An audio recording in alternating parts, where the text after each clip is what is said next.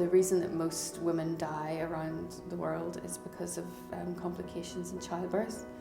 And the only thing we do when we make abortions illegal is force women to either have illegal abortions or make them travel to another country. And I honestly think if we weren't so close to England, we would have a lot more women dying because they wouldn't have access to safe abortions. Mary Stopes Clinic provides sexual health services and advice on abortion for women in Ireland and Northern Ireland. Really, most of the women who are visiting the clinic are coming to seek advice about access to abortion services. The only services Mary Stopes in Belfast does provide is the early medical abortion pill, which can be taken up to 9 weeks safely and is a very non-invasive procedure. There's no surgery involved.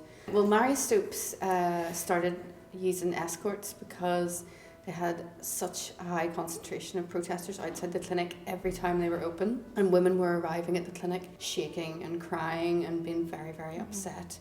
And as a member of Alliance for Choice, we kept saying, what can we do? Is there anything we can do to help? And we didn't want to counter-protest outside and make it even harder place for women to get through. So we kind of suggested, look, in America they have clinic escorts, maybe we could do something similar. One of us will wear a body-worn CCTV and the other one will wear a walkie-talkie, and we'll just take the client wherever they want to go and try and kind of be like a buffer zone between the protesters and what they're saying or what they're doing, and get them to wherever they want to go safely.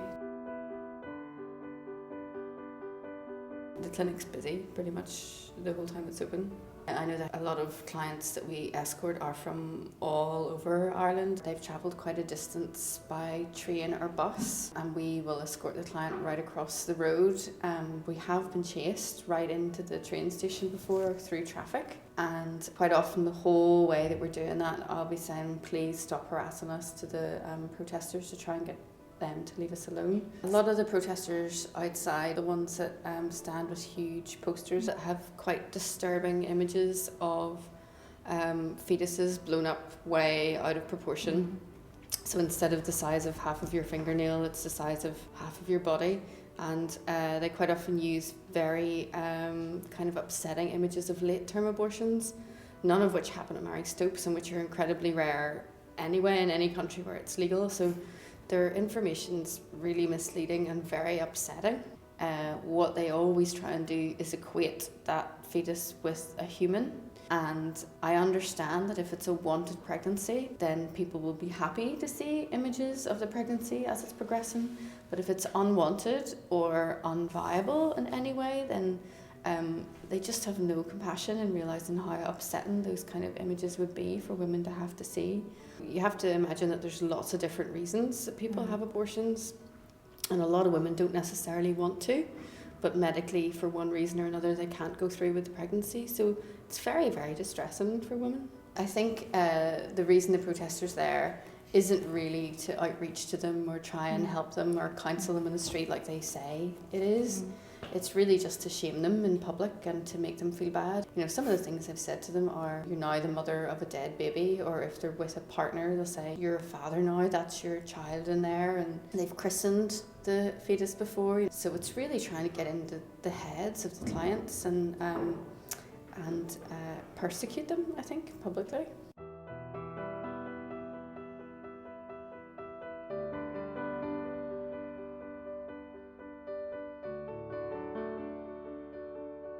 I know that if Mary Stopes wasn't there, that a lot of women would do very desperate things in the same situation. I work quite closely with the Abortion Support Network over in England, and they get calls regularly from people who do very desperate things, who've drank bleach or who've purposely tried to crash cars into themselves and all kinds of things because they're so desperate.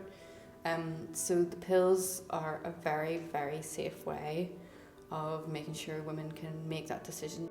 The right to decide whether or not you're ready to be a parent, or the right to decide whether or not your body can take it or your mind can take it, is absolutely central to your own agency as a human being. I think that Ireland has a huge responsibility to women because of religion. If you think of the mother and baby homes and you think of symphysiotomy, and you think of the terrible treatment of women The other thing is our culture has told us for centuries that the only valid role a woman can play is to be a mother.